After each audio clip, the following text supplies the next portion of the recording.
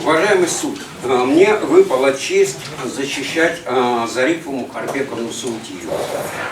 Что можно сказать про этого человека? Все знакомые с ней свидетели не только со стороны защиты, но и со стороны обвинения характеризовали ее только и исключительно положительно. В уголовном деле есть характеризующие материалы как с места жительства, так и с места работы. Все характеристики только положительные.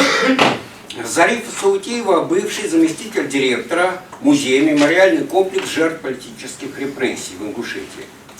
Глава Республики Ингушетия о политической ненависти, которой Зарифа Мухарбековна так много тут говорила обвинения, так вот именно этот глава Республики Ингушетия в 2014 году объявила ей благодарность за создание мемориальной композиции 70 лет депортации ингушского народа. На следующий год он же вручил ей почетную грамоту за заслуги в развитии культуры и многолетнюю плодотворную деятельность. Кроме того, республиканский министр труда и социального развития уже в 2018 году наградил Саутиеву грамотой за ее вклад в социокультурную реабилитацию инвалидов и детей-инвалидов средствами культуры и спорта. Но деятельность ее ограничивалась не только Республикой Ингушетия. Она была награждена дипломами за укрепление межнационального сотрудничества народов России, на которых стоят подписи должностных лиц Калмыкии, Дагестана, других субъектов Российской Федерации. А на своей должности Зарифа Мухарбековна Саутиева делала все для того, чтобы не исчезла память о бесчеловечных политических репрессиях прошлого, чтобы граждане нашей страны не забыли эти страшные страницы нашей истории, чтобы подобное больше никогда не повторилось. И вот теперь она уже сама, третий год, находится в заключении по абсолютно надуманному политическому обвинению. Уже тот сам факт, что суд счел возможным изменить меру пресечения Зарифе Саутиевой на домашний арест, указывает на то, что суд не считает мою подзащитную опасной для государства и общества. К сожалению, очень короткий период был ее нахождения под домашним арестом, но за этот период не было ни одного замечания, ни одного нарекания на нарушение ей тех условий содержания, которые ей предписывались. И только в результате бесчеловечной, вот другого слова нет, бесчеловечной позиции представителей прокуратуры она снова оказалась под стражей. Зарифа Саутиева страдает диабетом второй степени, у нее начальная степень катаракты глаза. В следственном изоляторе у нее ухудшилось состояние здоровья, начались боли в позвоночнике, там ей не могли или не хотели оказать необходимую медицинскую помощь, и только личное вмешательство уполномоченного по правам человека Российской Федерации Татьяны Николаевны Москальковой, в результате этого только удалось добиться проведения исследований за пределами СИЗО и оказания медицинской помощи. И тем не менее, совершенно очевидно, что продолжение нахождения Зарифы Саутиевой в условиях несвободы неизбежно окажет тяжелое влияние на ее состояние здоровья, которое неизбежно ухудшится. В чем же обвиняют эту честную, скромную, интеллигентную женщину? Ее обвиняют в насилие, организация насилия, опасного для здоровья и жизни представителей власти, и участие в экстремистском сообществе. Уже сама фабула обвинений изумляет. Ваша честь, совсем недавно, 30 октября, наша страна отмечала скорбную дату – День памяти жертв политических репрессий. От этих репрессий пострадали миллионы. И нравится нам или нет, но теперь мы неизбежно сравниваем вот это нынешнее обвинение с тем, которое фабриковали сталинские следователи. И вывод неутешителен. Да это почти одно и то же. Это абсолютно похоже. Повторяется то же самое. Обвинение утверждает, что Саутиева вошла в созданное Ужаковым, Барахоевым и Мальцаговым экстремистское сообщество. Тут уже все говорили. На самом деле Саутиева не только не входила в это сообщество, но и такого сообщества в природе не существовало. Ну давайте посмотрим конструкцию обвинения. По утверждению обвинения, формами и методами деятельности экстремистского сообщества являлось планирование, подготовка и организация массовых мероприятий, в том числе несанкционированных, создание видеообращения к неограниченному кругу людей, включающих в себя жителей Ингушетии, распространение данных видео в сети интернет, побуждение граждан к совершению противоправных деяний, при этом резко негативно оценивая действия и решения властей республики. Члены экстремистского сообщества демонстрировали цинично свою политическую вражду к главе Республики Ингушетия. Вот конец цитаты. Вот эта изложенная обвинением конструкция на самом деле представляет как криминальную, законную, легитимную общественную деятельность всех подсудимых. Планирование и подготовка организации массовых мероприятий, пусть даже и направленных против действия властей, это не что иное, как осуществление гражданами своих прав, гарантированных Конституцией России. Конституционный суд не раз подчеркивал, что оппозиционный характер митингов не означает их незаконность. Так, в постановлении Конституционного суда 1 ноября 2019 года номер 333-П говорится, что право на митинги обеспечивает гражданам реальную возможность посредством проведения публичных мероприятий оказывать влияние на организацию и осуществление государственной власти.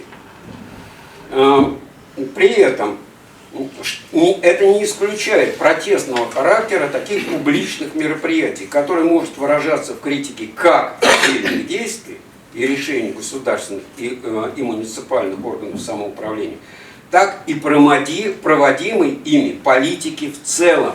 Конец цитаты. Правда, обвинение тут дополняет про массовые мероприятия, в том числе и несанкционированных. Во-первых, удивляет вот этот странный термин, который все время использует обвинение. Санкционированных. Видимо, господа обвинители не знают, что у нас на самом деле заявительный порядок проведения массовых мероприятий. Видимо, не знают, они считают, что все у нас только санкционируется сверху.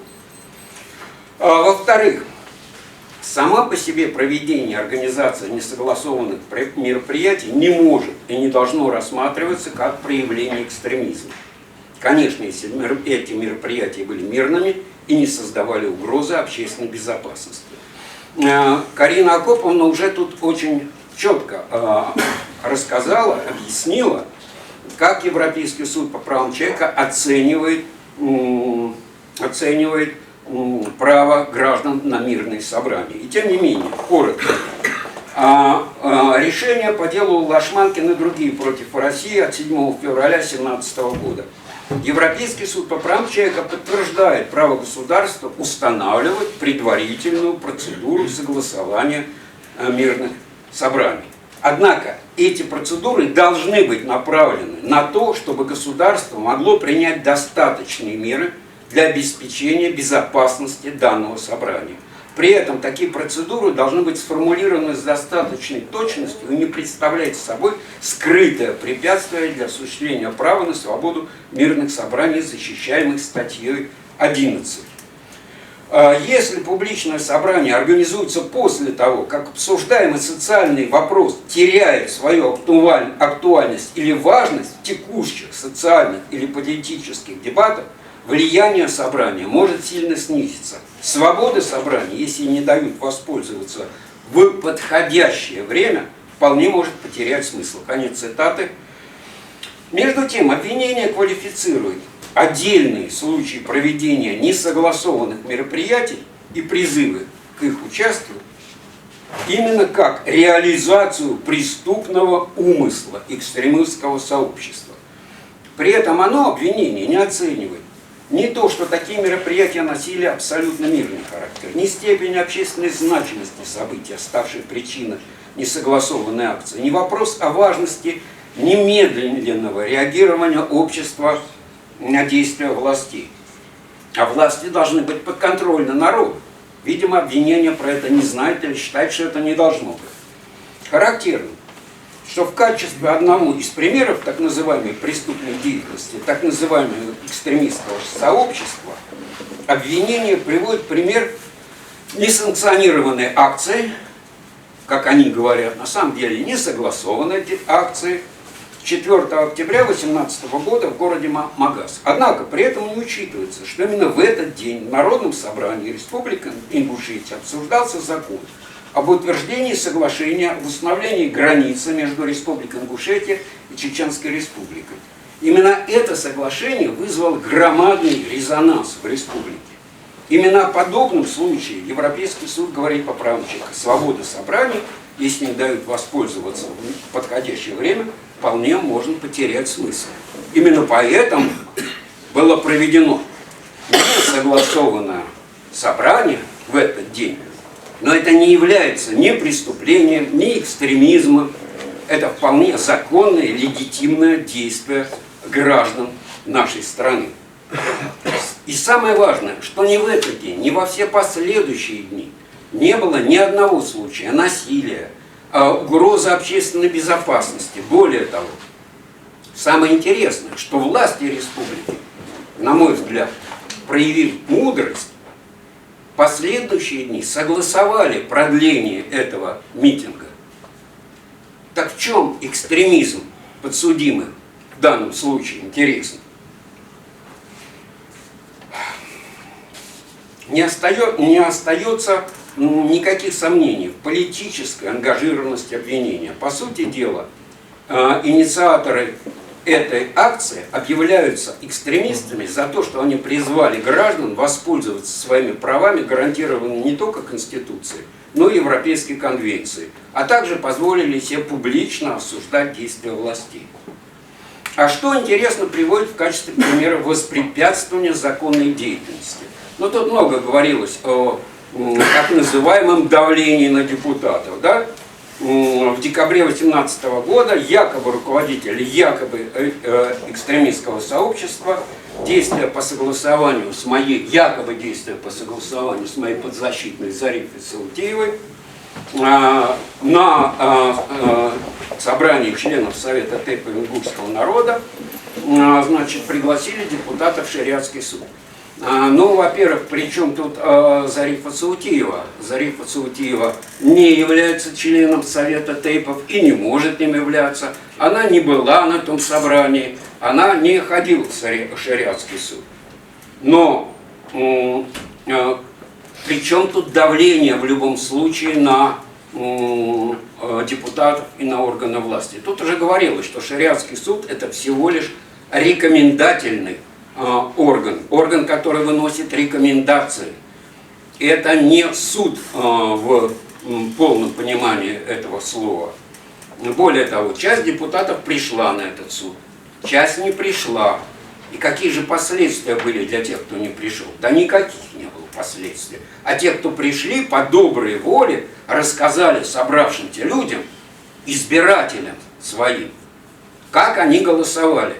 Хочу обратить внимание, именно об этом говорил Ахмед Барахоев в начале этого так называемого шариатского суда, что собравшиеся люди, как избиратели, хотят услышать, как действуют депутаты. Вот что тут интересно экстремистского? Как это могло воспрепятствовать деятельности Народного собрания? Абсурд такого утверждения, ну, по-моему, всем очевиден.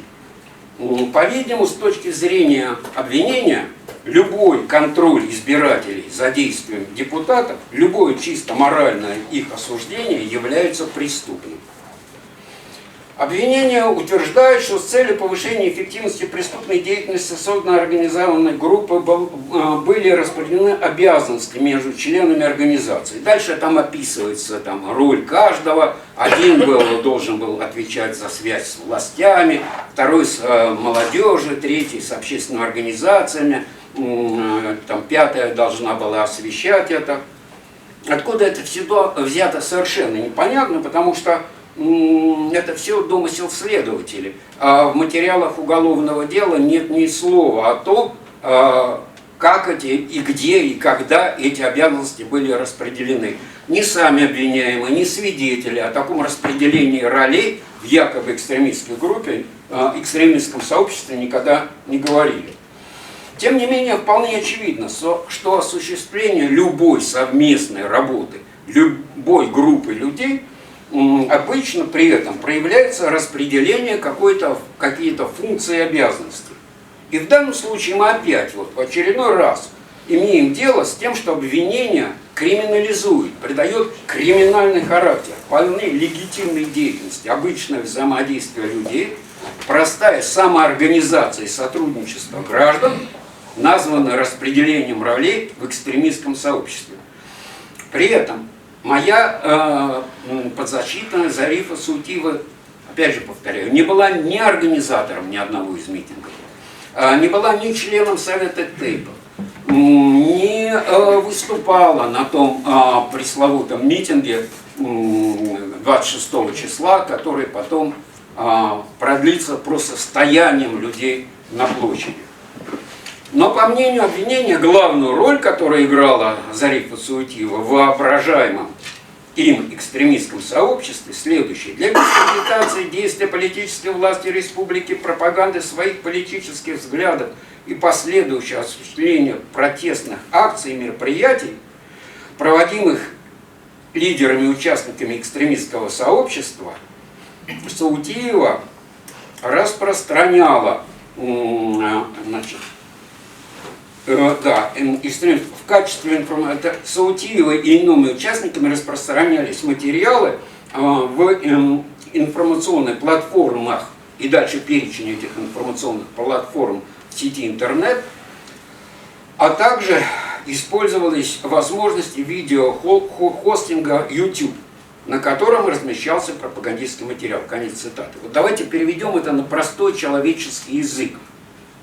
Вот на простом человеческом языке это называется информационные работы по освещению оппозиционной деятельности.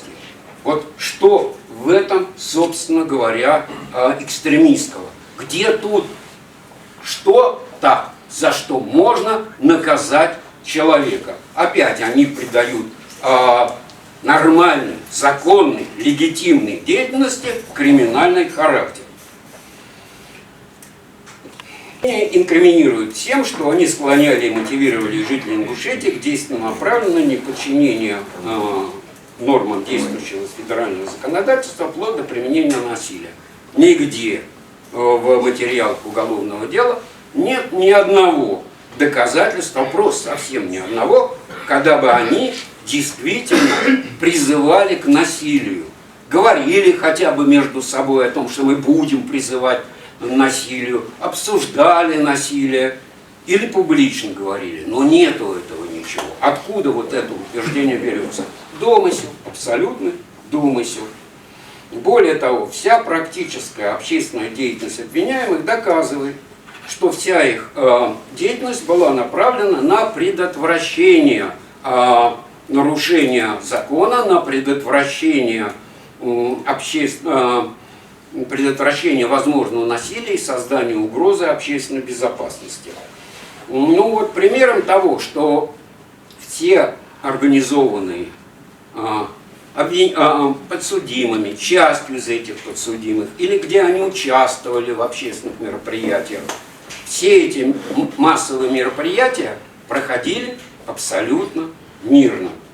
Таким образом, любой непредвзятый человек, ознакомившись с фабулой обвинения, в части доказательства так называемого экстремистского сообщества, придет к выводу, что не было никакого экстремистского сообщества, а была нормальная, легитимная работа здорового гражданского общества Республики Ингушетия.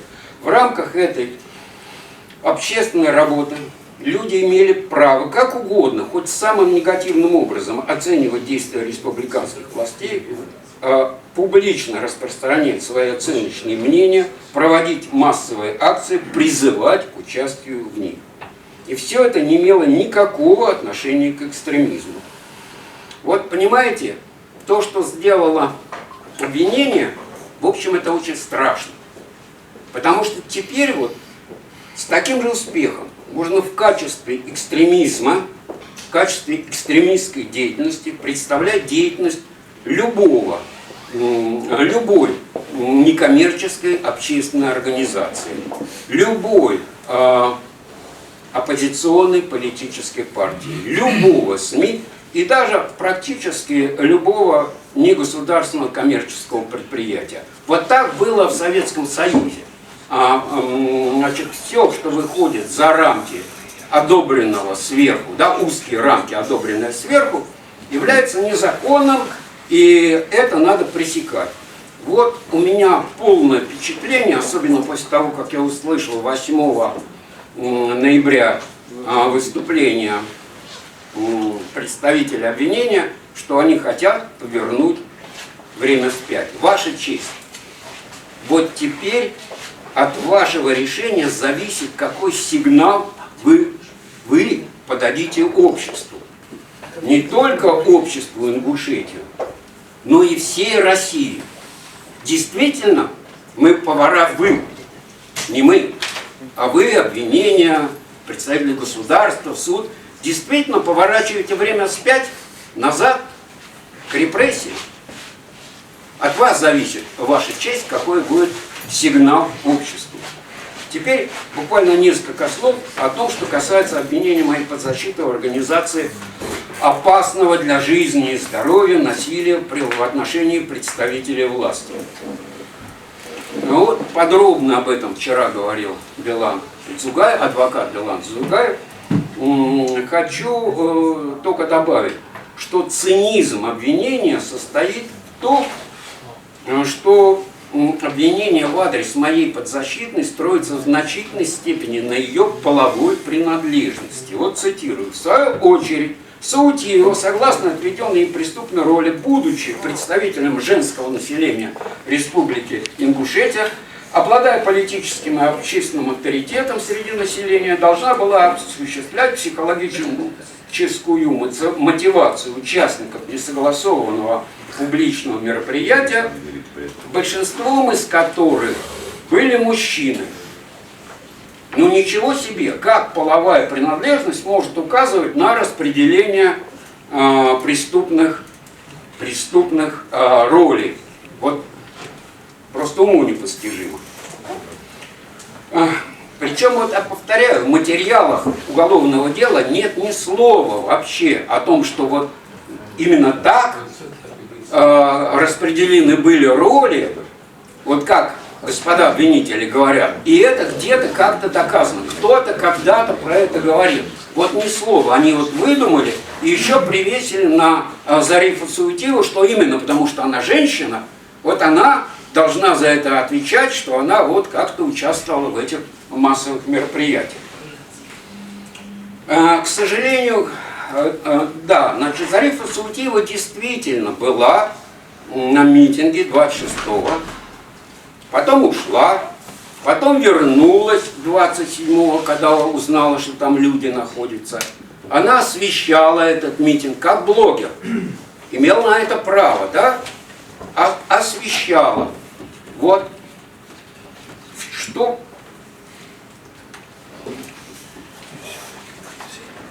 Что ей можно поставить, собственно говоря, в вину?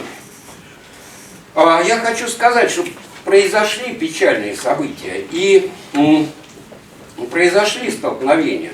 Но, как все тут говорили, никаких оснований для разгона митинга не было. Никаких, повторяю. Но при этом, что же именно делала Зарифа на площади? Да, вот она снимала, она транслировала. Но потом она в какой-то момент не утерпела и вмешалась. Вмешалась только несколькими репликами, да? Это несколько реплик. реплики, которые были направлены на то, чтобы предотвратить насилие. Да? Не кидайте стулья, там, идиоты, держите строй. Это в тот момент, когда часть митингующих начала активно наступать на росгвардейцев и даже преследовать их. Вот, господа обвинители, ну правда, извращенно совершенно, вот другого слова нет, извращенно толкуют слова Зарипы Саутиевой, как наоборот, призыв к насилию. Ваша честь, правозащитный центр, опираясь на критерии, представленные в резолюции Парламентской ассамблеи Совета Европы номер 1900 от 2012 года, и основываясь на международном руководстве по определению понятия политический заключенный, признали всех подсудимых в данном процессе политическими заключенными. Вот у меня есть справка об этом, вот, подписана исполнительным директором правозащитного центра. Эту справку я вместе с моей письменной позицией, вот этой, прошу приобщить к материалам дела. Я прошу полностью оправдать Зарипу Мухарбековну Саутиеву, поскольку она не совершала инкриминируемых ей деяний. Более того, своими действиями она стремилась прекратить насилие. Я прошу также оправдать всех подсудимых в данном деле. И завершая, вашу честь, я снова обращаю ваше внимание. Совсем недавно наша страна отмечала День памяти жертв политических репрессий. Вот когда эта дата официально утверждалась, мы тогда, ну, наверное, все тогда, надеялись, что политические репрессии ушли в прошлое. Их больше не будет. Вот наши ожидания не оправдались, мы это видим, к сожалению. Но теперь от вас, ваша честь, зависит, станет ли в нашей стране меньше политических заключенных или нет. Решать это вам, ваша честь.